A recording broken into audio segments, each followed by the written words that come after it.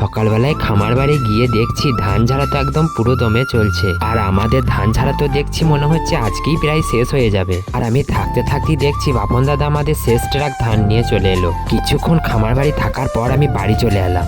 আজকে যেতে হবে বীজতলায় দেওয়ার জন্য ছাই আনতে। সর্ষেটাকে নিয়ে কোবাজপুর তেমাতার তেল কলে দিয়ে আমি আর নাসির দাদা বেরিয়ে পড়লাম ছাই আনার জন্য। এই কয়েকদিন প্রচুর ঠান্ডা করছে, সূর্য দেখা দিচ্ছে কিন্তু অনেক বেলার পর। আগের দিন ছাই নিতে কাকারা এসছিল, এবারে ছাই কম লাগবে তাই আমি নাসির দাদার সঙ্গে গেলাম। দেখতে দেখতে আমি আর নাসির দাদা পৌঁছে গেলাম বন্ডুলের মুড়ি মিলে। নাসির দাদা বলছে আগের দিন নাকি অনেক ছাই ছিল, প্রচুর ঠান্ডা করছে, বীজ মরে যাচ্ছে, তাই চাষিরা এই ছাই সব নিয়ে চলে যাচ্ছে। গিয়ে দেখছি বেশ কয়েকজনের ছাই তো প্রায় ভরা হয়ে গেছে। ওই দাদারা অনেক সকাল সকাল এসছে, প্রচুর ঠান্ডা করছে তাই আমরা একটু দেরি করেই এসছি। দুজনে ছাই ভরা কমপ্লিট করে রাস্তায় তুলে নিলাম। তারপরে দেখছি দুজনের গা তো প্রায় ছাই ভর্তি হয়ে গেছে।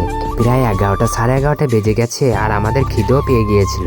দেরি না করে নাসির দাদা চটপট ওখান থেকে বেরিয়ে পড়লো। ভান্ডারডি চায়ের দোকানে এসে নাসির দাদা আনতে গেল সিঙ্গারা। আর আমি হাত পা ধোয়ার জন্য যাই হোক একটা কলতলা দেখতে পেলাম। হাত পা ধুয়ে টোটোর কাছে আসতেই দেখছি নাসির দাদা বেশ কয়েকটা সিঙ্গারা নিয়ে চলে এসছে। খিদেতে একটু পেয়েছিলই তাই একটা করে সিঙ্গারা খেয়ে পানি খেয়ে নিলাম। আর এই ভিডিওটা বেশ কয়েকদিন আগের ভিডিও, কাজের চাপের জন্য আমি ভিডিও এডিট করতে পারি নাই। আমার ভিডিও আপনাদের কেমন লাগছে কমেন্টে জানাবেন। দেখা হচ্ছে পরের ভিডিওতে, সকলেই অনেক অনেক ভালো থাকবেন।